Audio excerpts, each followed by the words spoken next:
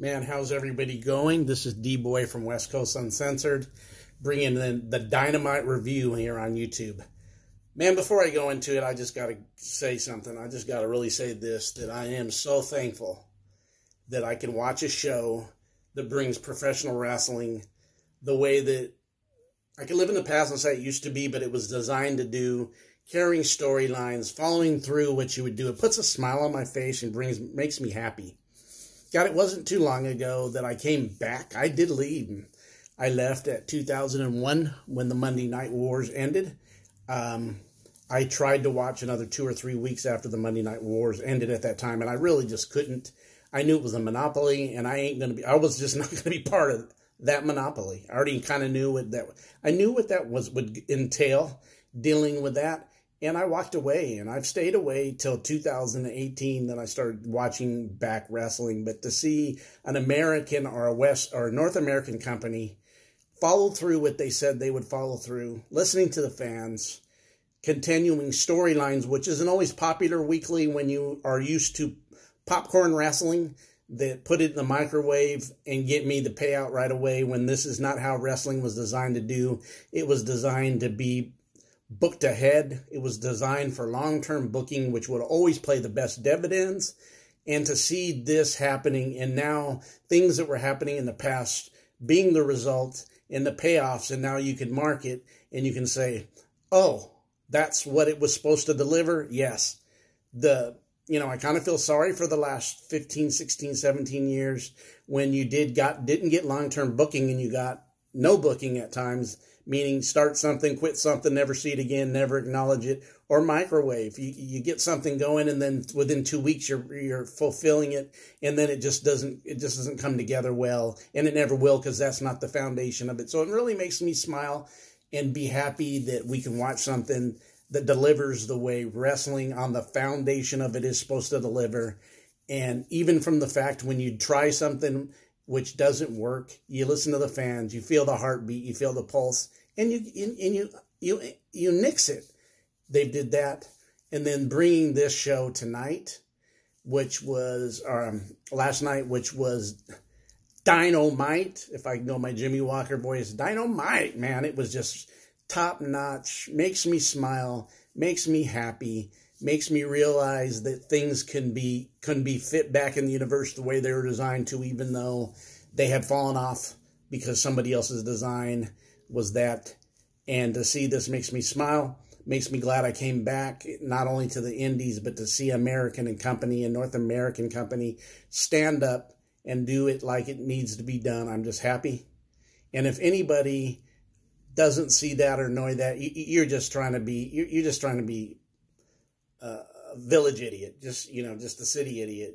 You're propagating your show that you like, or that, because this is top-notch stuff.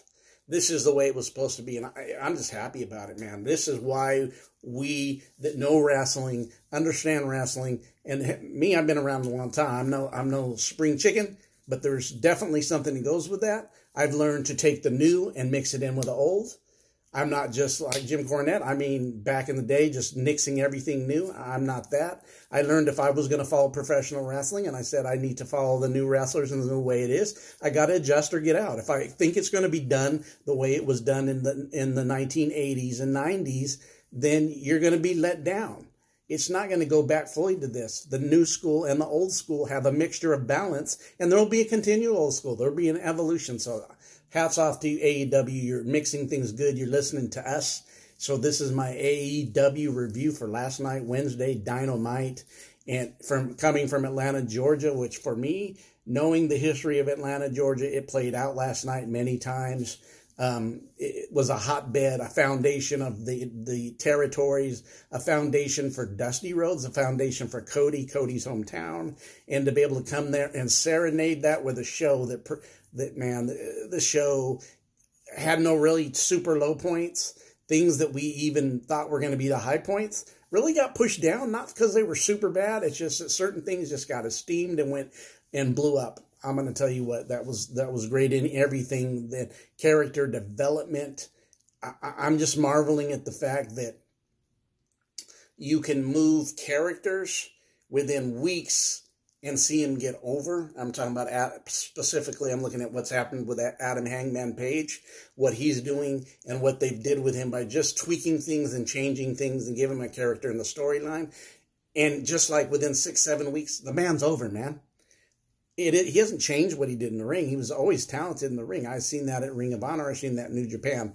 But now he's over amongst Dynamite. When they were first that, he really wasn't over and ready for a world title match.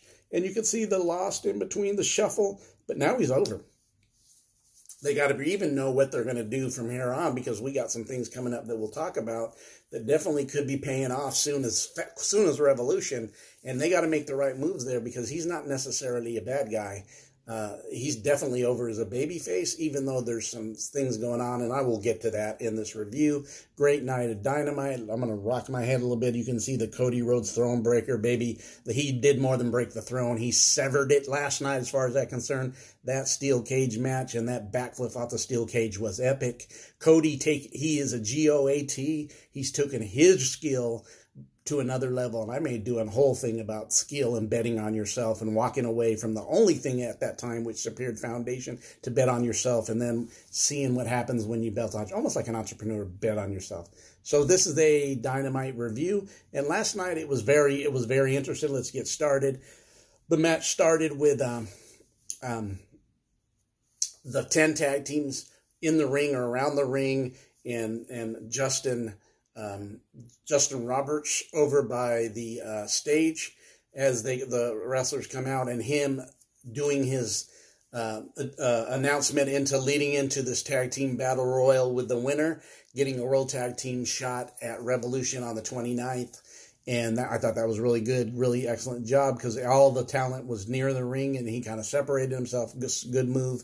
And actually, it really was. This was, for me, for Battle Royals, I've always wasn't just necessarily a great fan of Battle Royals, because sometimes they can be kind of little not so good. But I was really measuring to see some of the stuff that they would do with some of the rules, and I really appreciated that they did not copy, but they went freshly squeezed, if I may have the pun. They went fresh, and they made it that for a tag team to be eliminated, both gentlemen of that tag team both had to be eliminated. If one was eliminated, it did not eliminate the tag team. And I thought that was doing it your way and not being copying. And first, right there was just all right, bring it. You're setting the stage. You're the leader. You're not the follower. And I thought that was just really, really, really good. This was exciting. A lot of high spots. A lot of tag teams. This is very good. I mean, like I said, I've seen some bad battle royals in my time. Some good ones, but I've never been high on them, so I wasn't so sure how this would go over. They delivered big time. In fact, this battle royal was so hot, and Atlanta jumped in right with it. Man, these crowds at these AEW Dynamites just carry on the show, because they come in hot. They come in a fever pitch, and they deliver, and then the talent goes in because of the hotness and the energy there, and then a fever pitch gets. This is how you start a wrestling show. This tournament, this battle royal kicked off big time, and AEW delivered with this, just a lot of high point spots with everybody, definitely showing you even some of the things that would lead to storylines. And immediately, as both teams got involved, in some reason, the Dark Order was staying around the ring. Heels would do that. That would be a heel move to kind of evaluate, let other people get tired, wear themselves out. You evaluate and you pick your spots. Actually, the Santana and Ortiz did that, and actually the Dark Order did that.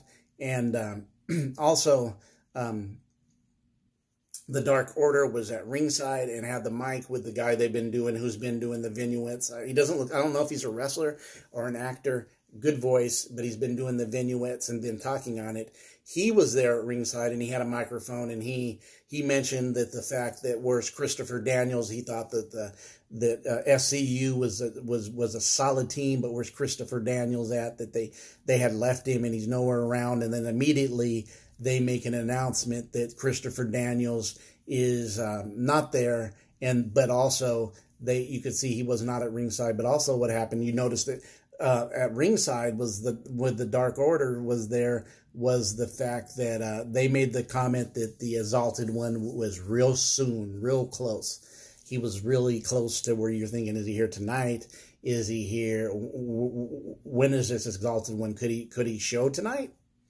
And then what happened was SCU got knocked out of the ring by the Dark Order, and they got quickly early, one of the earlier combatants tag teams that were exited this match.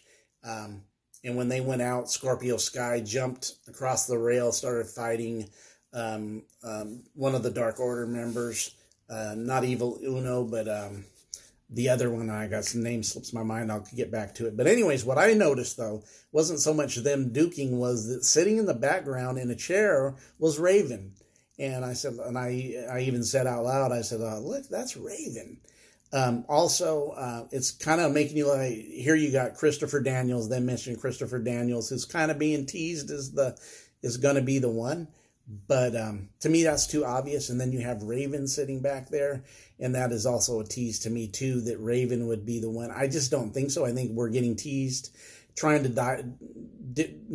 divert our mind from some of the things that are going on, that who this would be. But anyways, he was there. He was sitting there in a chair. He was just observing and watching, and I seen him a couple times, so he didn't just leave after this, but he was sitting behind the Dark Order, and he was sitting in a chair, and he was observing as Stu Grayson and Scorpio Sky kind of battled it out, and some of the other Dark Orders were getting the punches in.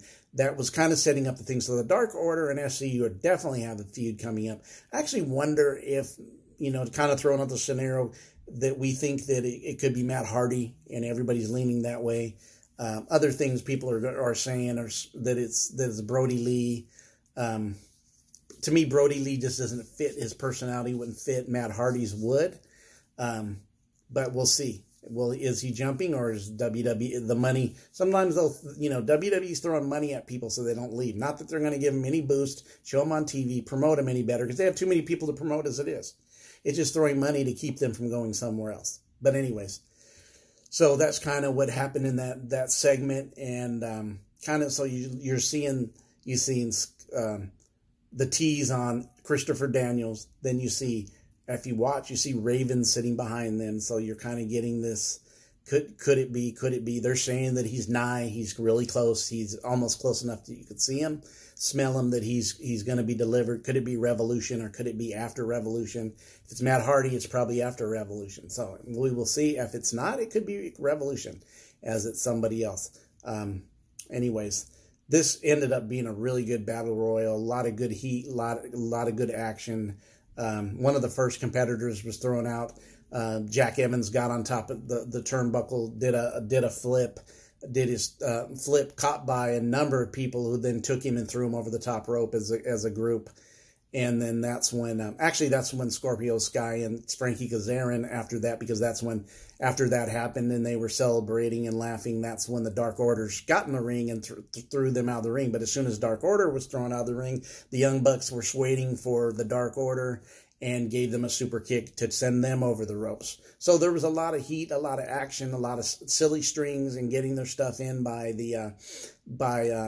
Private Party. Definitely Luchasaurus and Jungle Boy had their moment getting over, but they got thrown out. Actually, it was 4 people. It was the Butcher and the Blade, and the Inner Circle. Santana and Ortiz, actually as a foursome, were able to hoist and get Luchasaurus out of the ring. So it started. People started leaving slowly but surely, but most people got their some action in, got some high spots. The Bunny went over there. Trent and Matt Jackson went all the way to the end of being the baby faces in this match, where Santana, Ortiz, and the Butcher and the Blade, those were kind of the last 4, and that kind of went to the end. And Trent got his stuff in. Trent was being thrown out of the ring. Underneath the ring came Orange Cassidy, saving him, putting him on his shoulder so Trent never touched, and Trent got back and got in the ring and was able to last. That was a good spot. That popped in heavily in Atlanta. A lot of pops in that. There was a lot of pops. That crowd was hot. This Battle Royal is one of the better Battle Royals for tag teams, one of the better Battle Royals. Like I said, I've never seen a lot of great Battle Royals in my time. They referenced in the past a lot of battle royals. JR mentioned that's why Andre was the king of the battle royals, and Tony Schiavone, of course, chimed in and said he's seen many battle royals back in the day with him too. So that's kind of what happened. So good action. And then it was all said and done. Trent got eliminated, and it was down to 3. And Matt Jackson makes that heroic babyface comeback. When it's all said and done, Matt Jackson has his hand raised. Matt Jackson wins, which allows the Young Bucks to move to Revolution, the World Tag Team Championship, with Omega and Page. Let me hold on. It is Omega and Page, so I'm a spoiler, but this isn't a spoiler. This is the next day, as they did have a great match later that evening with Lucha Brothers. And how can you not? If you got athletic ability and good tag team, you're talking about Lucha Brothers, one of the best tag teams in the world. If you mix it up with them and you got talent, they got talent, it can't be nothing but a barn burner, and it was. But it was definitely set up. And this is what I was talking about earlier. When you're talking about storylines, you got to deliver storylines. That's professional wrestling. If you don't storylines, and this is kind of what it appears has happened in wrestling, storylines are never followed through. Storylines are short. Storylines never develop. AEW stuck to their guns. Long-term storyline. Don't let the people that don't know how storylines work, that want to crack the egg at midnight instead of wait till the morning, want the season finale showing in October instead of May. No, that's not wrestling. It's time to learn what it is, and this popcorn microwave, get it now, or I'm going to be angry and upset and say you're not good. Yeah, it's bunk. This was good. It sets up the storyline, which we've been going about 6, 7, 8 weeks down this whole what's happening at Revolution in the storyline with the Bucks versus Omega and Page at this World Tag Team title. And what will be the carryover next week is we have a match with Omega, actually a 30-minute Iron Man match next week in Kansas City with Omega and Pac. How will that affect Revolution, which is only 3 days later? That's interesting. So interesting to see, but that's what happened. We go to a commercial. That is the end of the first segment. Like I said, the Young Bucks win. Very good, very top-notch. Like I said, I'm not a battle royal person. This battle royal was successful, got over storylines, got over where it needed to go. Everybody that was in it pretty much got their pop and got their way and did what they needed to do. All tag teams got their, like I said, got their pop, got their stuff in, and it was entertaining as hell. The very next thing we had, when we came back from break, we had a women's match that wasn't announced. We didn't until then, and it was definitely Shanna, who I really like. Haven't seen her much, and as we know, we're not going to just talk and sit up there and act like it didn't happen. The weakness early in the first 4 months is trying to get this women division founded, settled, and off and running. I could say the last 5 weeks, I think they're building the foundation, and it is going in that way. Patience, people. This is a company that's only been on TV since October. Everybody wants to put it like it's been 10 years and it should be founded and as good as something's been around 50 years or founded that way. That's just not common sense. Everything has a weakness. Whatever sport you have, you take football. If you may have a great quarterback that helps you win, and you may lack the receivers, then you got to build your receiving core up. If your offensive line is good pass blockers, you may pass more, but you will suffer because you can't run the ball because you're not balanced. So guess what? You need to develop offensive line. Same as in wrestling. If you have a weakness, you have a strength. You have your strengths, we can call out the strengths, but what's the weakness? You got to build that weakness. You got to start with the foundation, getting good coaching and getting the women in. One of the things the women didn't have was, one of the things I thought was, besides maybe not having enough TV time and direction, is chemistry, because much of them have not worked together. If you have not worked together, it's hard, and you've never worked with somebody, you have to build chemistry. Back in the old days in the territories, if you're working 4 or 5, 6 days a week, you may wrestle the same person in each city. And guess what? You're talking 1, 2 weeks, you'll know your chemistry with them even sooner. So, and I'll tell you what, Shauna's good, and I really like the young Chris Statlander. I think she's only 24, and I think Shauna's really good. And this is one of the best women matches. This women match was really good. I'd give it a B, a solid B. This women match was one of the better women matches, following up last week's women match. And it also followed up some storylines will connect but Shauna was able to get Chris Statlander showed her stuff early, got over. Shauna was able to make the comeback, and Shauna was able to almost have her on the ropes, even did the stomp off the top rope onto her chest. And then what was highlighted was the strength that Chris Statlander was happening every time Shauna would get a pin or get a move, that Shauna was getting frustrated because she was giving her great offensive moves to put her away, and that Chris Statlander was one to always kick out. And as Chris Statlander kicked out, let me remove my glasses. It's a good thing we don't see the glare like I have before. And if I haven't told you this, and I don't think I started because I got on the review, this is West Coast Uncensored, bringing you the best of professional wrestle, AEW review, and also we give you the best of all sports. We do football, basketball, NBA, MLB, National Football League, and National Basketball Association. We have other things. Hit us up. You can see on there we just got through with the Astros and the big fiasco in the NFL, but we're right now doing the AEW review and from last night. And so this is what it is. We bring it like this. West Coast Uncensored. We're developing. We're growing. We just got really kicked off after the new year. Been doing stuff through the summer last year, but really getting founded to do the things we want to do and build tour and even build tour. I even had to get this room that I'm going to build for because I got some things coming up to set in the back that will push West Coast Uncensored, WCU. But anyway, so back to this match was really good, but Shauna was getting offensive moves in, high impact moves, but the strength and the bounce back ability of Chris Statlander, when she scooped her up after she did a move and then gave her and then finished with the Big Bang Theory, it just was, they're just pushing how athletic, how strong, and how Chris Statlander definitely can take a beating and take your best, but bounce back with her strength and within one move and deliver her finishing maneuver, that Big Bang Theory, the way she does. Chris Statlander got the win, and this win for her was huge, as she's won 6 out of her last 7 matches. I believe she's went up to the number 2 seed, and this would probably even push her even higher or solidify number 2. I can see Chris Statlander, very good women's match. The women's matches are improving, and this was one case and scenario. It was, she had one on Dark the night before too, so she actually got, from last week and this week, has been getting wins. And Chris Statlander is really just, and Shanna's good. Shanna's really good, athletic, a veteran, doesn't make mistakes in the ring. And these two actually showed some chemistry for, I don't know how many times they've worked. I think maybe once, twice. They work a couple more times. Their chemistry, definitely, I've seen chemistry between Statlander and Shanna. We go to commercial, and we go into commercial, and the next segment we come out with is a Nyla Rose interview.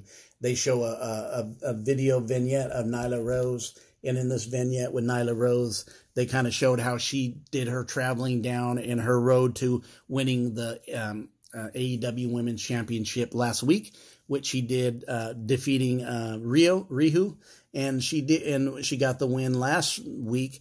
And this was kind of showing her journey from the beginning to getting this title and securing it last week. And she came out with a great promo. And so now we're seeing, now for the women, I've seen definitely Britt Baker.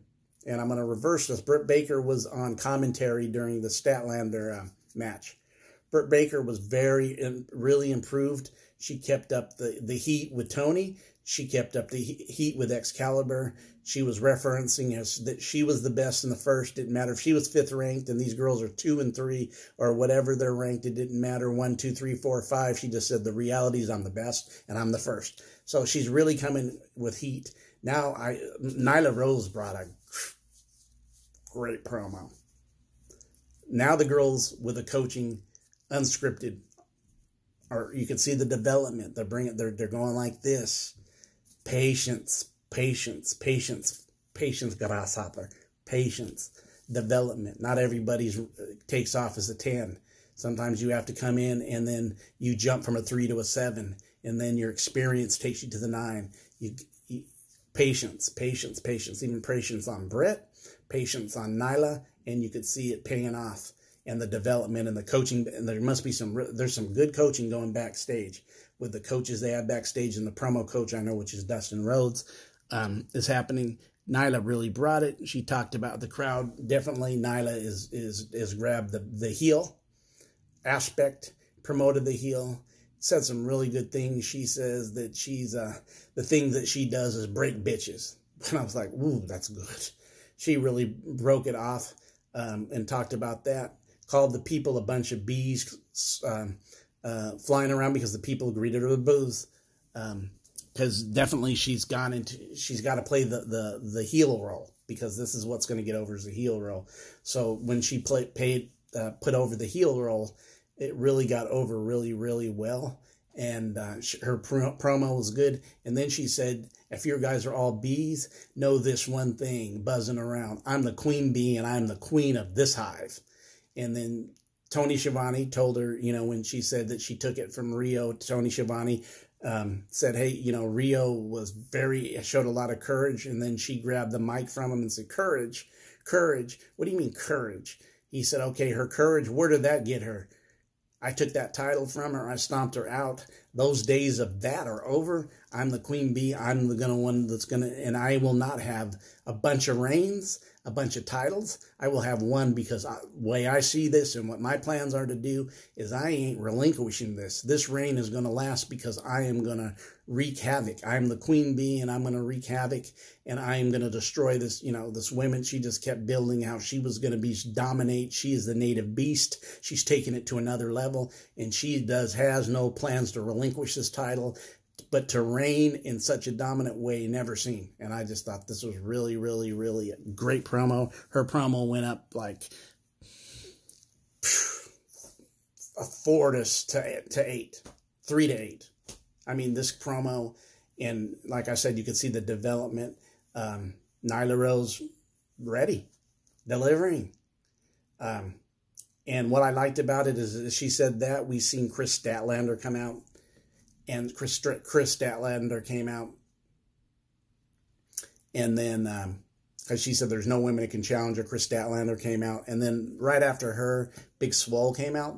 And the Big Swole kind of got in her face, because Chris can be kind of not the talkative one, more the feely, but will deliver.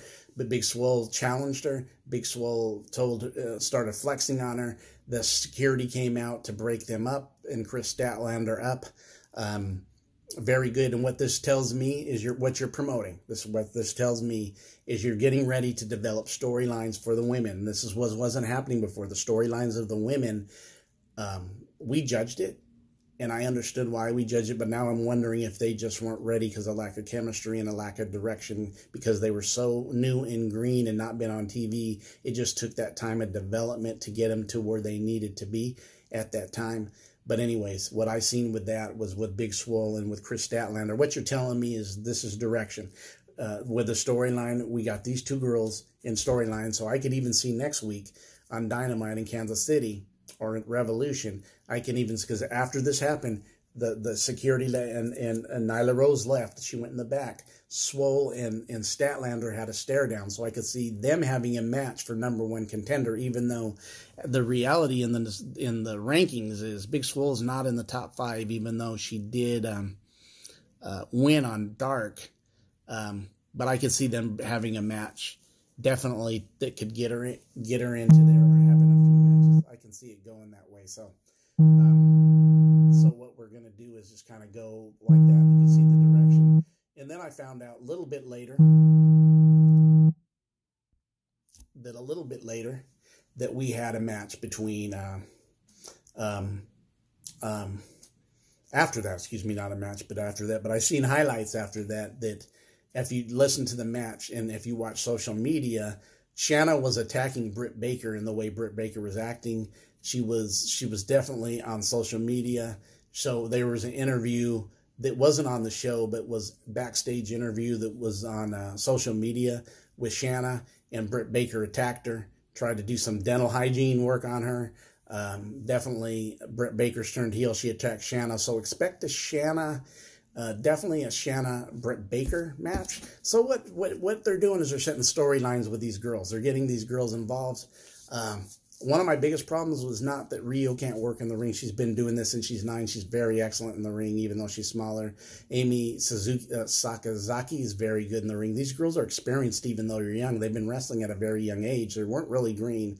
They're not green. So all the hate was going against them. They couldn't, no, in the ring they could work, but what you had was the American girls being very green and trying to work a chemistry, and then you had a language barrier. So, and then for me, for Riho being champ, which I think she's very good, she just wasn't there enough. She still lives in Japan. The only one that's really made the move to the States has been Shida, who I think is very, very good. And Shida should probably be in the mix for this world title too, because Shida's very good, and she's a veteran. Shida's probably been wrestling 9-10 years, something like that. So, and Shida's very good. I like Shida. So I think what you're seeing is storylines developing out of the girls division, and they're really concentrating on doing that, giving them more time, expect more time for them when the new show starts. Don't be surprised if next week on Dark, they've upped it to 4 matches, and you're going to get 2 men, 2 women matches every week now, because they got to promote the rankings and they got to build storylines on Dark. And then you'll get the matches, and you'll get some of the stuff behind the scenes on the storyline. So a very good match.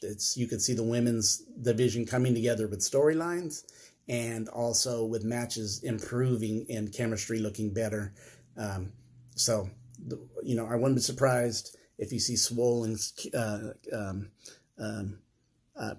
Chris Statlander, definitely. Very, very good match. Nyla Rose's interview was good. That led us to the next big part of this match of the card. Was one of the big things, as we seen that the Jericho went out and brought Jeff Cobb in.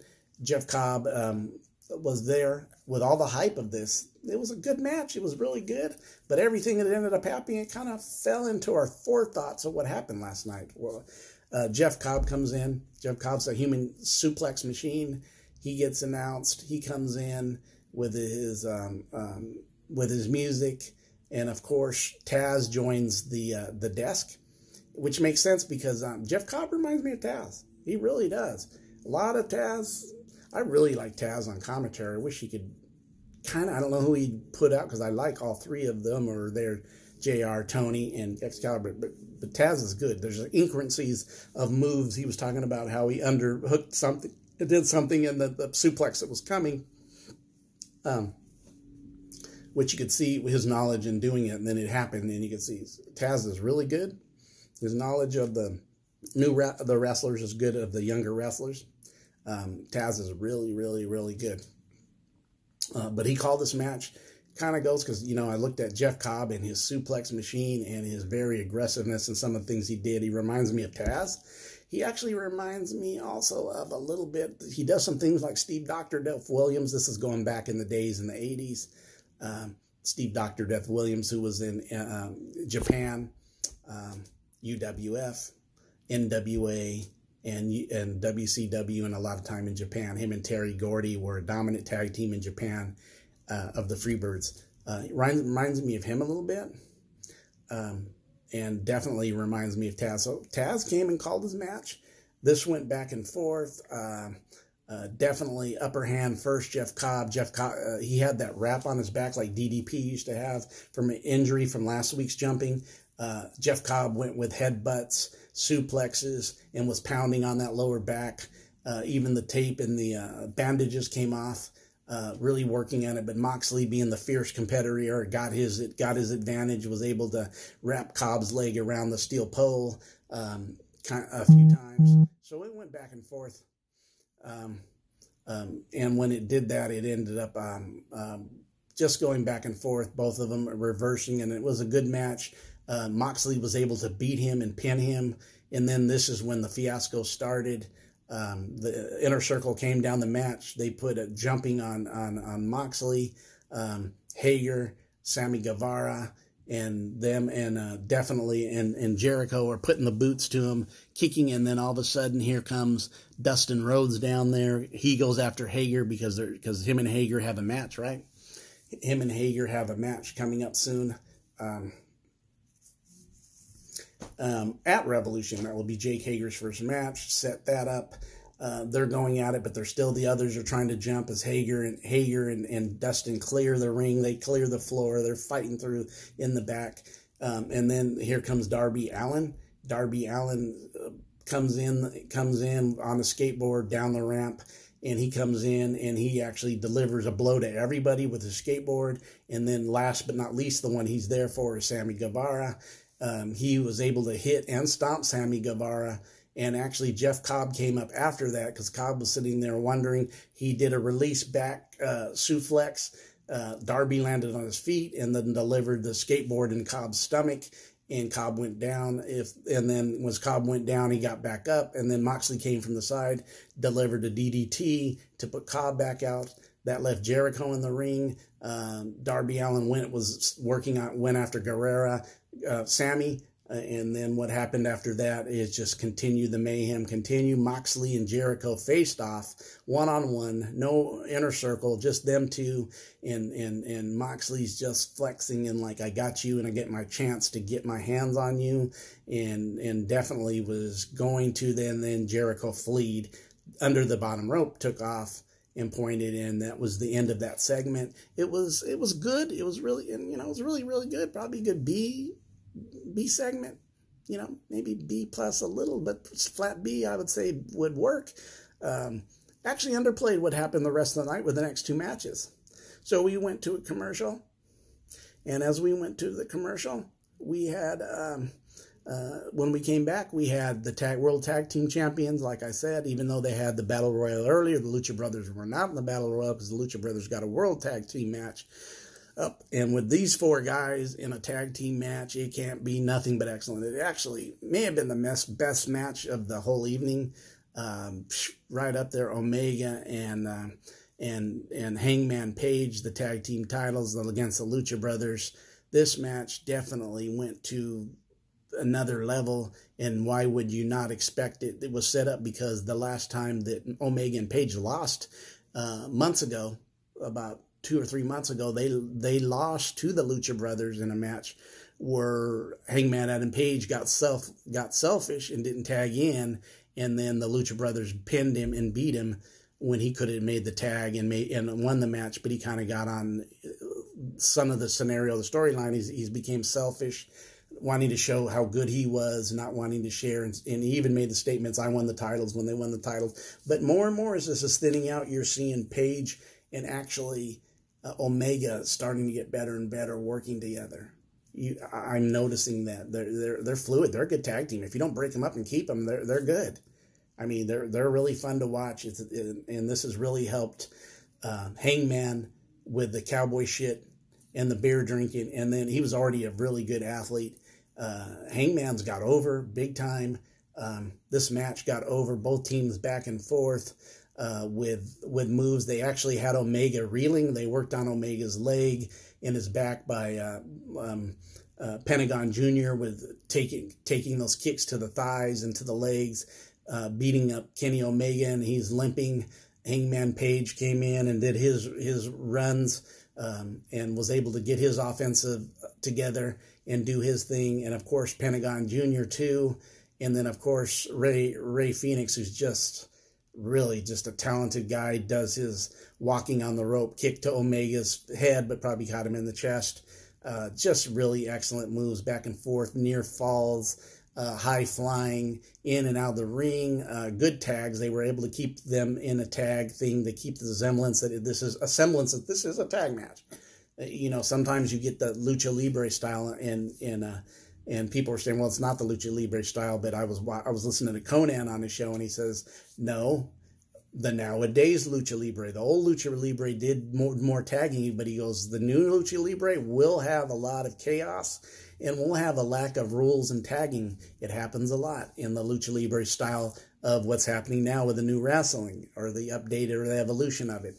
AEW's did a good job of getting, they really concentrated on getting the rules completing and keeping the rules, right? So this is kind of where they're at with this. This was a really good match. Could have been match of the night. Definitely was, you could say it is match of the night. But finally at the about the 17 minute mark, they were able to get the clothesline and the knee strike. and get the win and get the pin and get the win, where they defended the World Tag Team titles successfully, and Page and Omega remain the champs.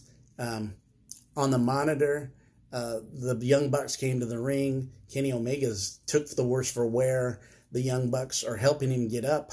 And as they're helping him get up, of course, you could see Hangman Adam Page not happy they're there, because his fallout is with the Bucks.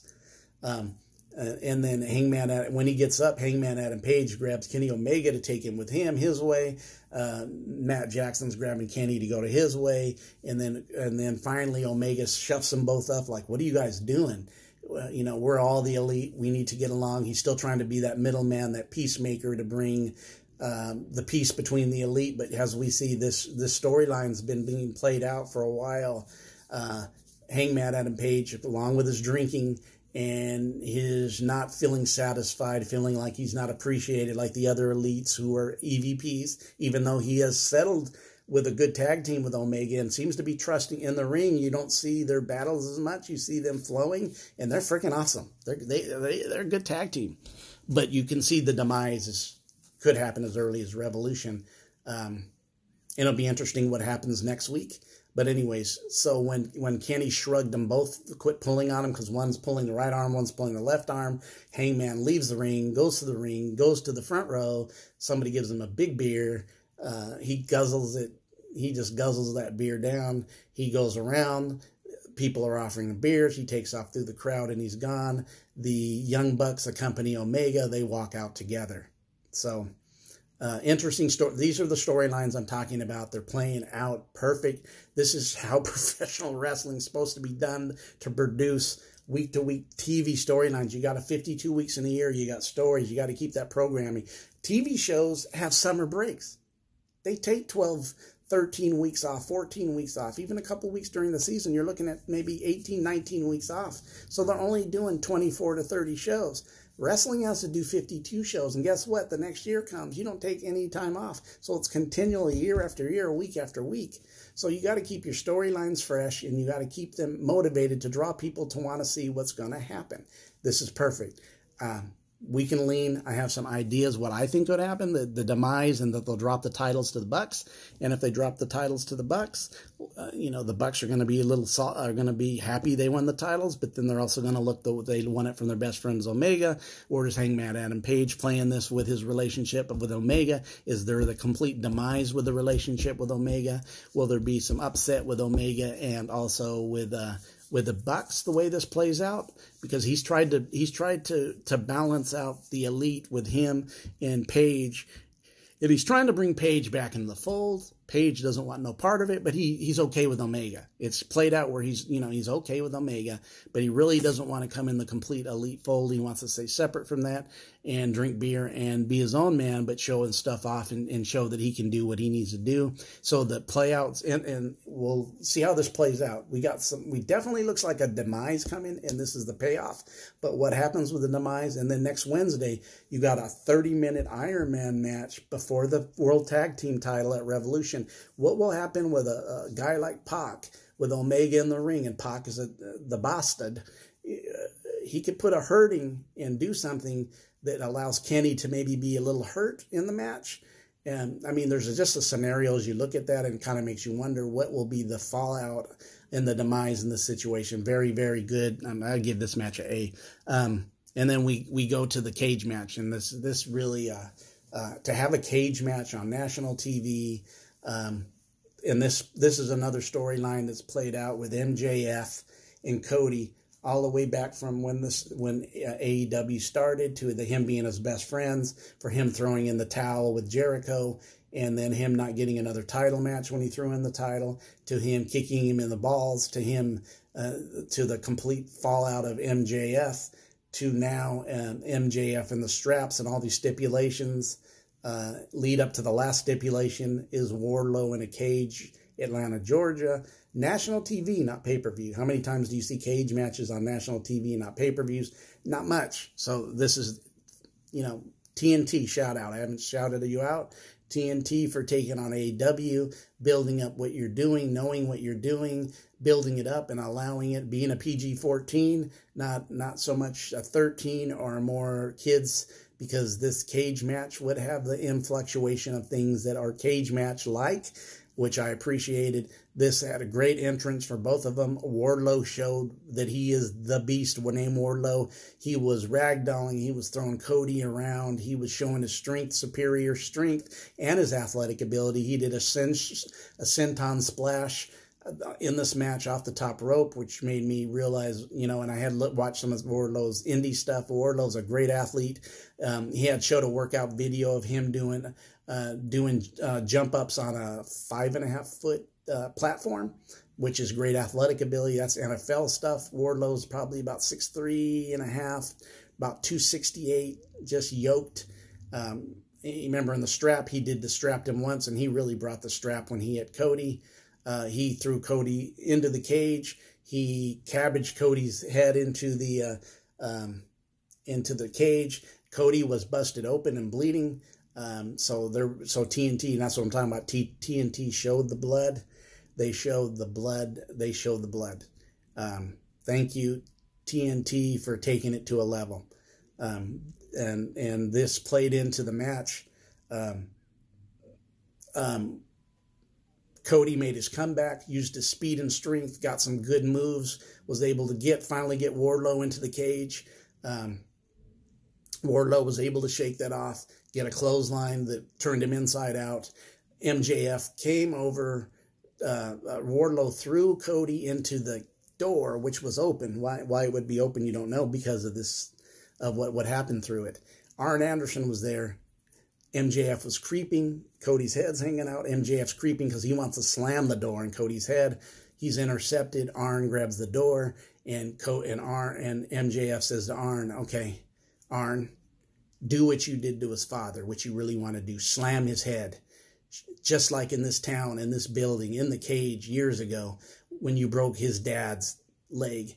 Do what you want to do. You know you want to slam his head into the cage." Arn grabs the door like he's going to slam it, and you go, oh shit, Arn's going to turn on Cody, but he turns it and flips it back the other side, hits MJF in the head. MJ goes flying. MJF goes flying the other way. The crowd just erupts, has the villain or the heel goes flying, and Cody's over such a baby face. Whoever says that baby faces can't get over in 2020 is because you don't know how to book them.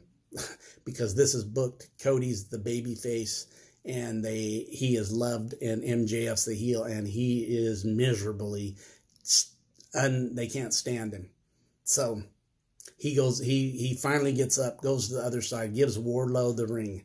Wardlow goes to hit him. Cody blocks it. He kicks him, and then goes down, grabs Wardlow's hand, takes the ring off in his own self, and looks at it. The ref's watching him. It's no DQ match, so he really can't do anything. And then he hits him, and then with the ring, the big Wardlow doesn't affect him too much. He can't pin him. He does a crossroads on him, gets a 2 count, but Wardlow kicks out of Cody's finishing maneuver, and Cody has this look like, oh shoot, what am I going to do? MJF on the other side is climbing the cage trying to get in. Brandy comes from the other side, as Brandy did accompany, and Arn accompanied Cody to the ring.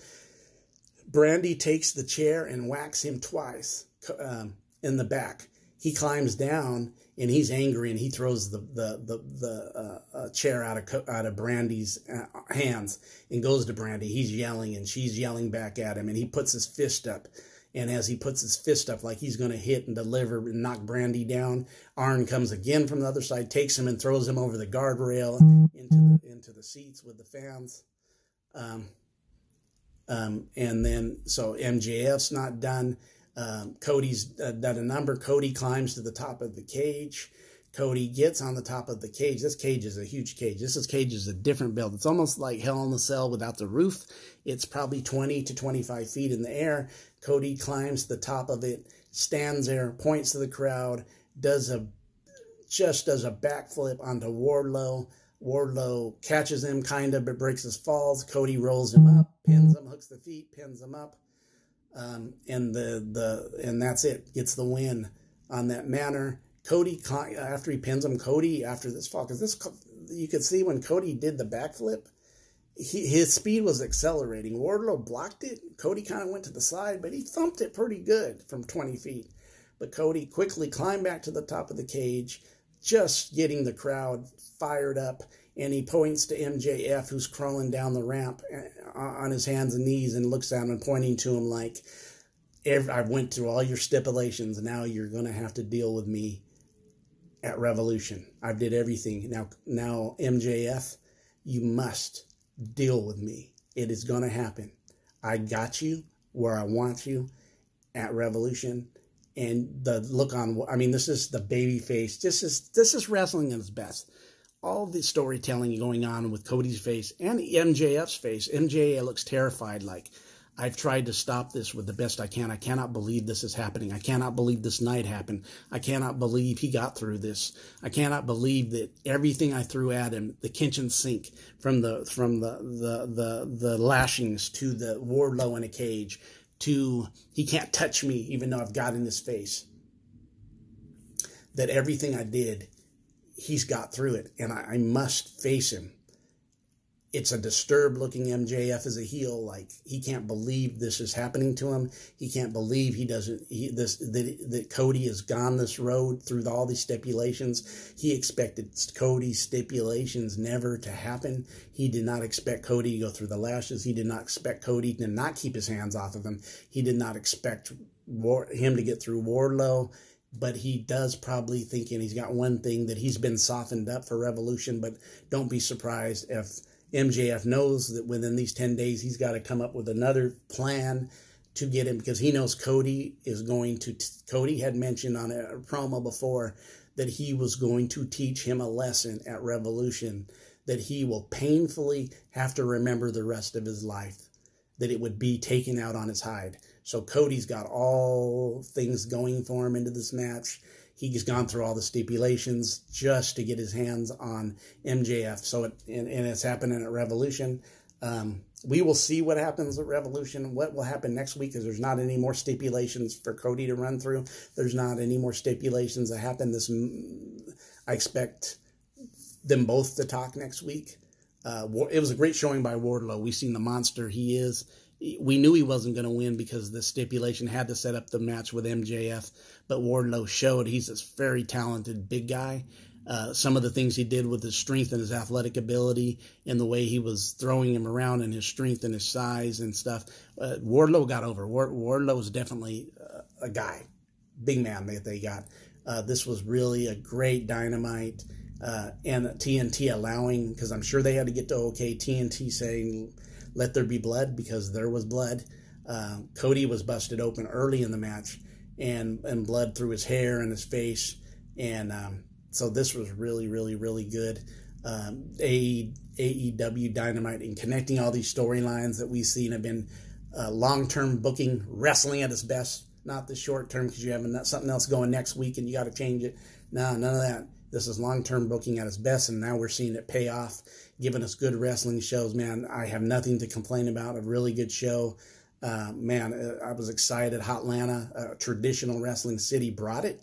And, man, what an AEW review. I give this show maybe their best show of the year, out of the 20. This may have been the best Dynamite. It's definitely up there with the last week's show and a couple of the ones earlier. But this show was really good. Man, great show.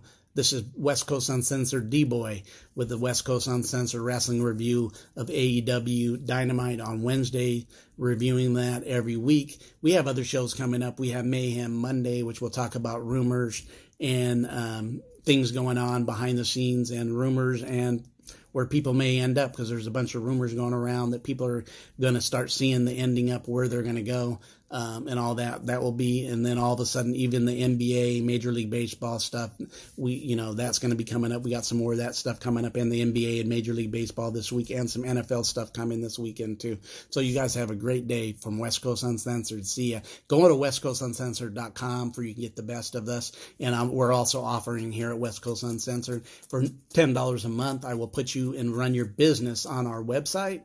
And then also I will mention your business on our shows, on our podcasts. So West Coast Uncensored, D-Boy signing off, westcoastuncensored.com. Get on the website, check it out.